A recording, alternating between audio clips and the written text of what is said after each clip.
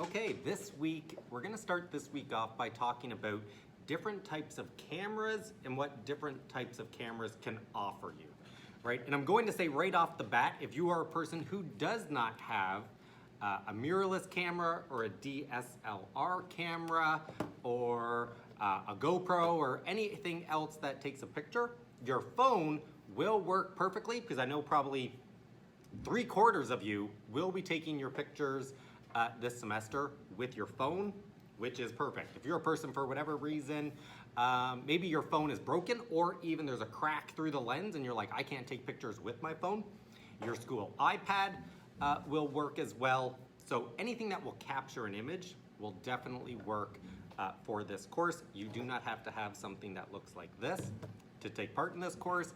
Your phone works perfectly. I would hold my phone up right now, but I'm using my phone right now to even shoot this video because the quality of our phones today are very good, right? I'm gonna say I probably got I think it's an iPhone 8 that I'm filming this on right now, and the quality is perfectly fine because right now we're up to like iPhone 14, which is coming out.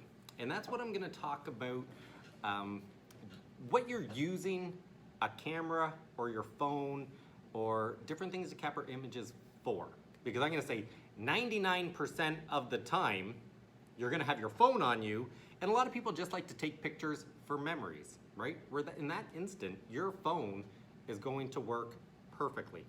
Because the reality is, the cost of a phone is not even the cost of what the lens is for one of these, right? And that's where when we start, when you start spending money and you're like, because you can spend money in the photography world forever. There's always something new that you could purchase where it might just be like, maybe I'm just getting a new phone in the end rather than buying lenses, because that's actually what I would be using more often than this. Because I'm gonna say for myself, if I'm just going somewhere that I'm looking to capture memories, I'm just taking it on my phone, right? It's when I'm trying to take more of an artistic picture that I'm looking to maybe create a background on my computer, or I'm looking to actually hang it up in my house where it's that one picture that I'm gonna remember for that trip. That's where I'm trying to take that higher end quality image. But just for memories, right? Our phones are fantastic and they are catching up more and more to, this type of quality more and more, right? You always hear about that cinematic mode or portrait mode or the different modes that come out on your phone now, which we will be looking at in the course. But just know your phone is definitely good enough. But I'm gonna talk about what are all these different things that we can get, right? Some people buy GoPros and it's like, why would I have a GoPro? GoPros definitely, and as they're advertised, is definitely that action type of camera, which kind of gets jostled around because it has, and the one thing that we're gonna talk about, is an image stability inside of it. So even as this moves and bounces around, the sensor floats so that the image seems crisp still. It's not bouncing all around, which eventually they'll be coming out on phones, and some phones maybe in the world actually already have that, where it won't show shake, it will stabilize it. That's what the difference is, because say your phone doesn't have a stabilizer, which it obviously probably doesn't, where in this lens, because I'm zoomed in, if I have a little bit of handshake, the sensor will stabilize so that I still get a crisp image. So that's heavily what a GoPro is for. Something that where there's gonna be action and some jostling around, that it will stabilize that image and still get you a crisp image. And I'll throw a picture up right now of me and my dog out on a stand-up paddleboard where, I can attach it, it's waterproof, I can attach it right to the board and capture some fun images of me and my dog out on a stand-up paddleboard. For this one, this definitely, well, you could, but it's tougher to use if you were kind of thinking this would be my daily using camera. Not the greatest feature, in my opinion. I'm kind of putting out my opinion on this one definitely wouldn't be a daily user because it's just, once you get it on here, right, you gotta send the pictures to your computer and it takes it's much quicker. Just take a picture on your phone, boom, you have it, you can send it to whoever you want in post. This, you'd have to take the SD card out, it's a little micro SD card, put it onto your computer or save that, there's lots of steps. But for doing adventure, fun things, sometimes I'll take it underwater. You can even buy fun housings for this where you put the GoPro inside the housing. Now I can take this underwater. And you get when you ever wonder how those people get cool images where water is halfway through the picture and you're taking a picture half below water and half above water, right? That's with housings like this, because this bubble is making there be some separation from the lens and the water. So you actually get to see the separation.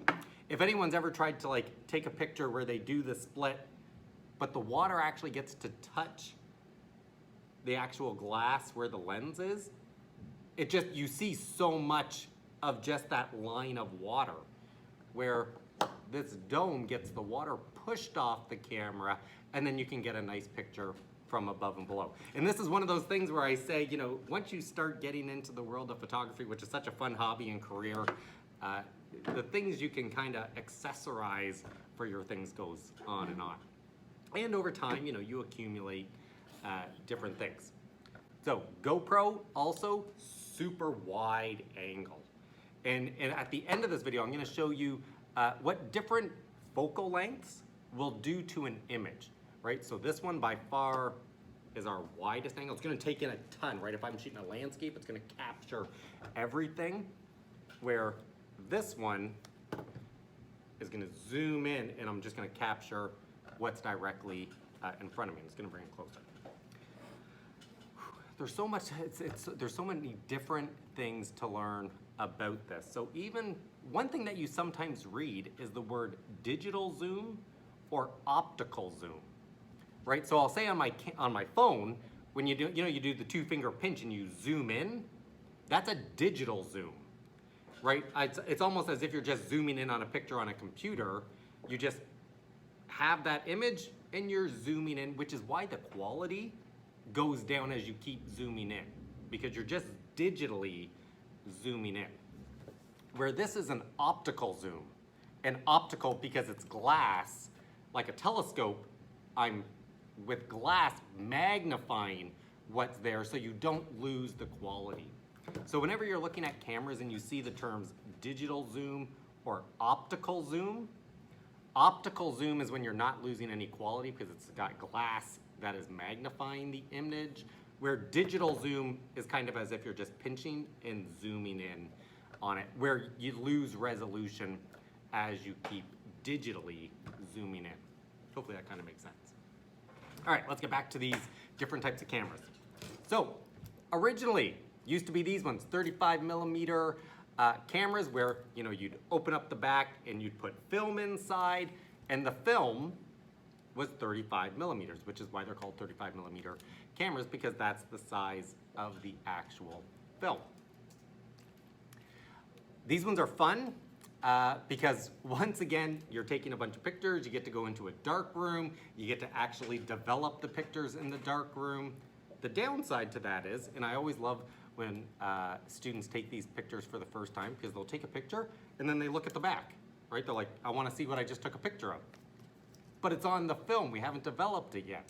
So these ones have a huge learning curve, because once you take the picture, we're so used to instantly seeing the picture, where the old-fashioned film cameras, you just have to have confidence in your abilities, that it's like, what I'm capturing is what I wanted to actually show up within the image. Where, I'm gonna say with this one, so back when I was in school, we used to have, when it was photography class, this was the type of camera we used, so I did get to spend some time in the dark room. But I'm gonna say, since my high school days, I've maybe done it 5 times, just for fun, right? It's an experiment. It's like, hey, let's go out, take some pictures, develop it, just because it's a fun experience to try it. So this one, if you're a person looking to buy cameras, obviously this is more kind of just a fun thing to try, rather than once again being practical. Even though there are places that are still, even though I think there's like 2 places in Hamilton that will develop film still, but it's definitely going down. But this is still like a fun thing. So maybe, if you have aunts or uncles or grandparents that have one of these cameras, you might want to try going to one of these stores, even Henry's, and you pick up some film and you try taking some pictures. And you don't have to develop them yourself. You can take them places to get developed, but it's always fun to do that developing process as well. So these ones are fun, but not as practical anymore. Then we went to this digital camera, right, where I get to take the picture, see the picture on the back. It was like, what? This is amazing. And they came out with two different, we'll say, levels, where it's like entry level and then like enthusiast and professional level, where it has a sensor on the inside. Because remember when I talked about that first day, I said we're capturing light. And it is, I wish I had my phone right now, right? Light goes through, hits a sensor. The size of the sensor really plays a part in the quality of the image. And everyone knows that little opening on our cameras or on our phones is super small, which means it's got a micro sensor capturing light, which is why most of our phones aren't the greatest at night, because there's not a ton of light and it's a very small opening for that light to travel through to capture an image. If we can get a bigger opening capturing more light and a bigger sensor, the quality of the image starts to go up. So I'm going to take this one off. So now I'm going to move it up. Right? I'll turn this one on so you can see it even move. Right? You can see that little flip that's happening. That flip is a mirror. So light travels through this camera, hits the mirror, bounces it around, and it comes out the viewfinder so I get to see the world. Digital cameras means it has a sensor rather than a film, but it still had the mirror. Light comes through, hits the mirror, bounces it up, pops out the viewfinder. So when I'm looking through my viewfinder, I am literally seeing the world. Then the newest technology is when you hear this mirrorless. Mirrorless means there's no longer a mirror that needs to flip up out of the way so the sensor can be exposed. It's mirrorless. All that has to happen is the shutter moves, sensor's exposed, and you capture the image. But that means this, when we're looking through it, it's no longer you're seeing the world, you're actually looking at a screen, a digital screen. It's a little tiny digital screen. So when you look through it, you're looking at a little tiny digital screen showing you what your picture will look like. And I'll show you an example of why that's important. So I'm gonna move my settings all over the place. My settings are crazy right now, and I'm messing them up on purpose. And I'm gonna look through. I can see my classroom perfectly clear. Looks great. I'm like, hey, look at my class.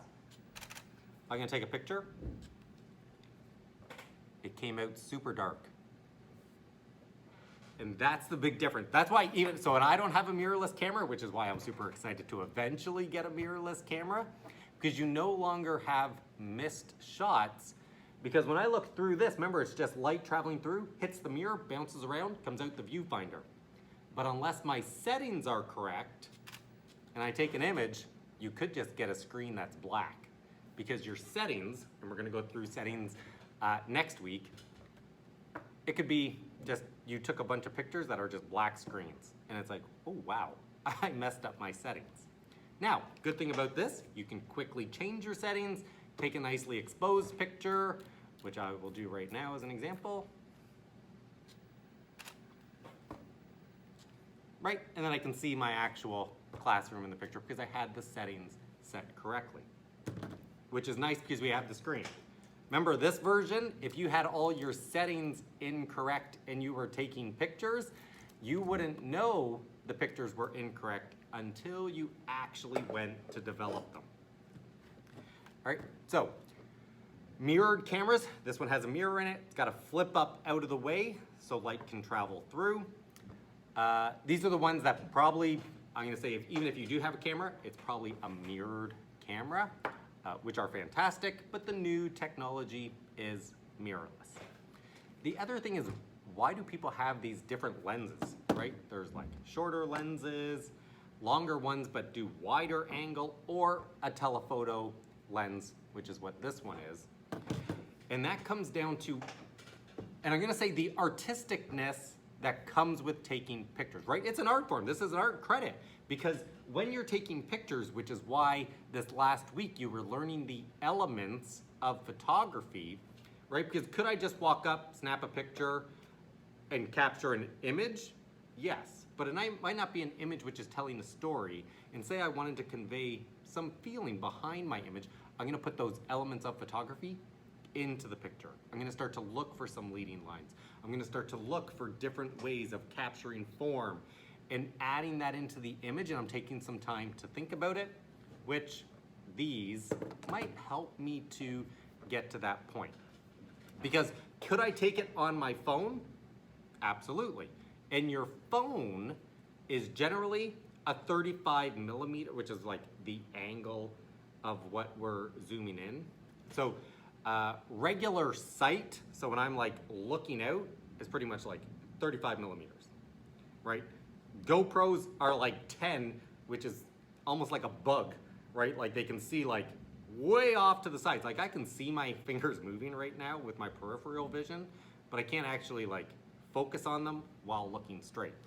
But a GoPro sees it all. This is what we call a 200 millimeter lens. And once again, I'm zeroing in on focusing just in what's in front of me. So all of that is just when I'm trying to capture an image, I'm starting to now put some thought into what do I want my final image to look at, and that's where you might be choosing different lenses. So that's kind of the purpose of it, right? We're trying now to capture an image that is conveying an emotion or capturing something I want rather than just a memory, right? Because memory, like, and I'm gonna say it, 90% of the time I'm taking pictures with my phone because I'm just capturing the memory so I can look back on it.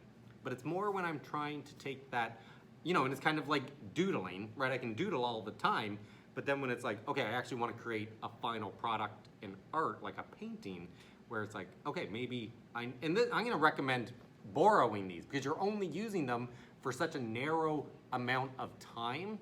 This isn't you're not gonna walk around with this all day long every day. That obviously, that would be a lot, right? So borrowing at this point in your photography career and learning and hobby is always a great idea. Maybe your parents have one, or your guardians, or your aunts or uncles or grandparents, somebody, or even friends of the family might have one of these that you could borrow just to try it out.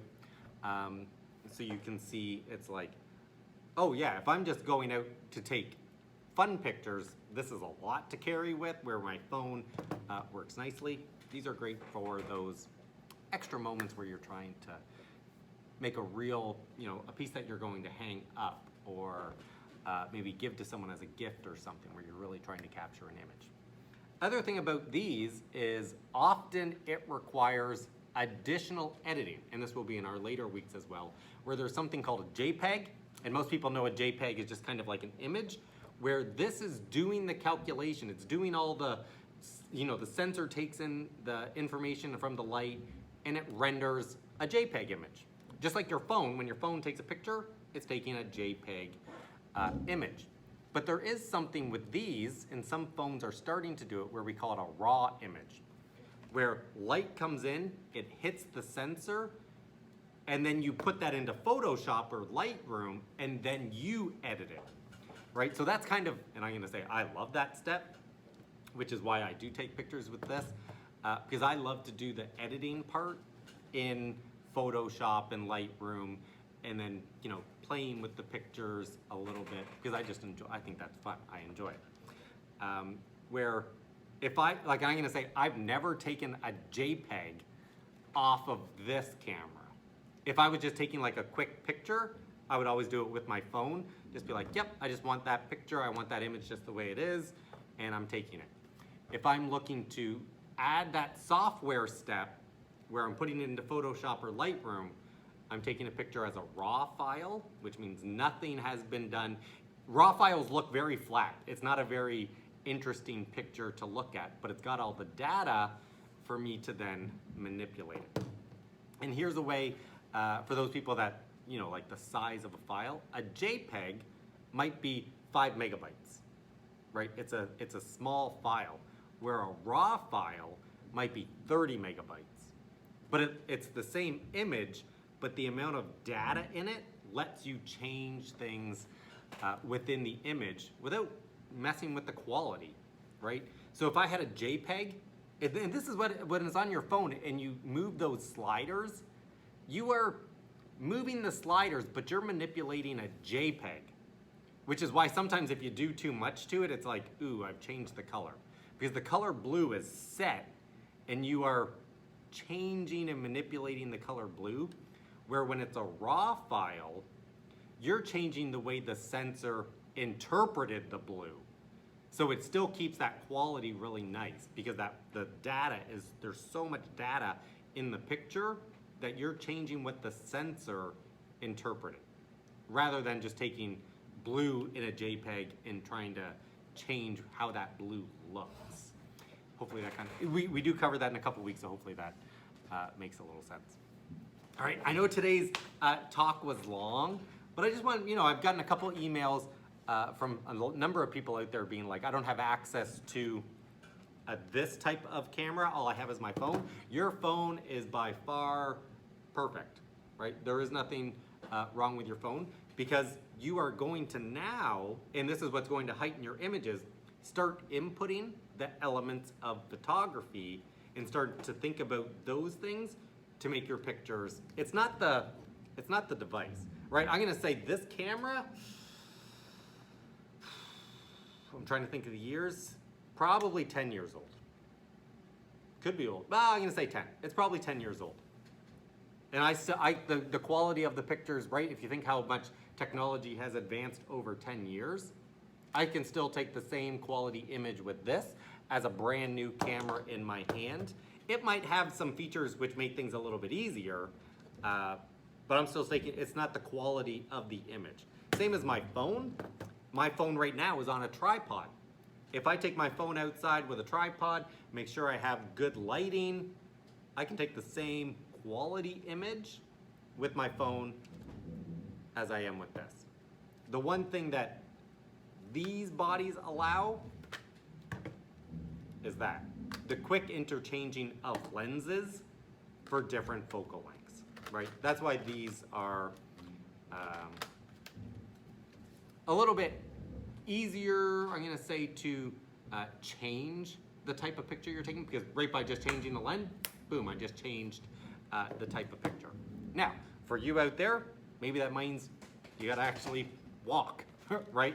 Just by changing this, now I get to zoom in, where you might physically just have to move yourself closer if you're using your phone, right? So don't think it is that you gotta have like all these different type of accessories to take photography.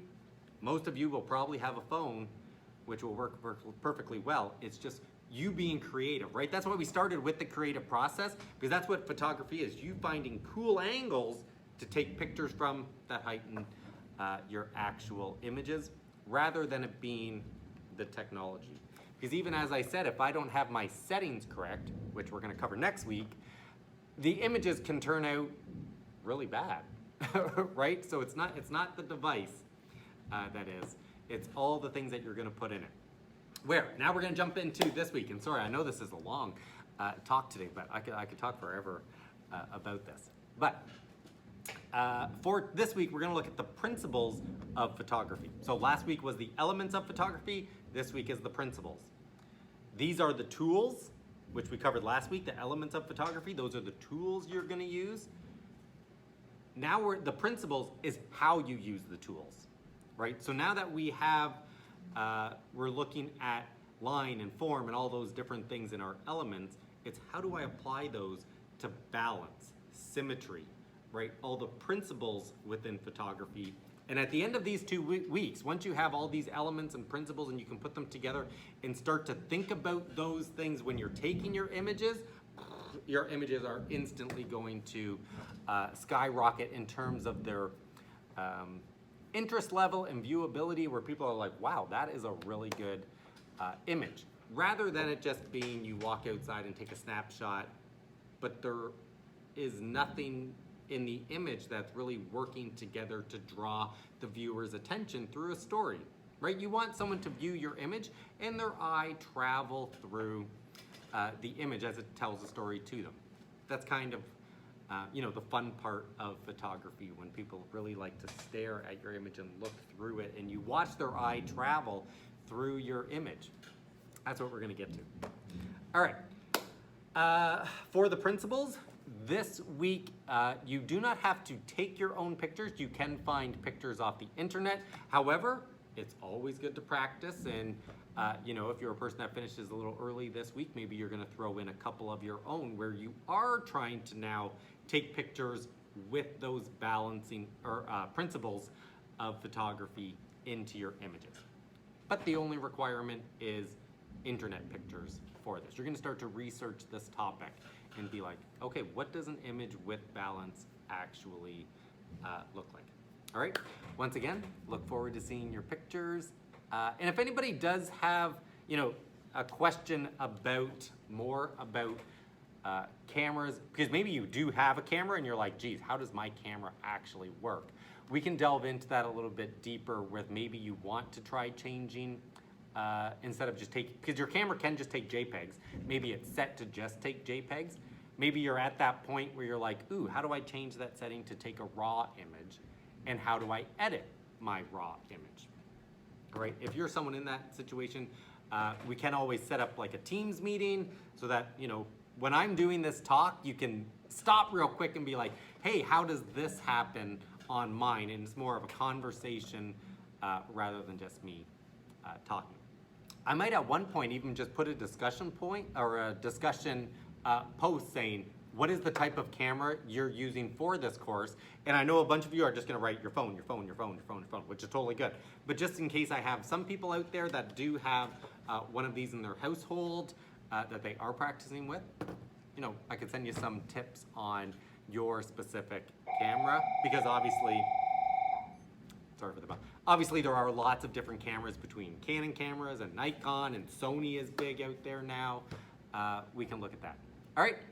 So, elements was last week. Start to think about how you're using those tools for this week. So that's the tool. This week is how am I going to actually use that tool, which are our principles of photography. All right, guys, always good, and I will see you next Monday again. Later, guys.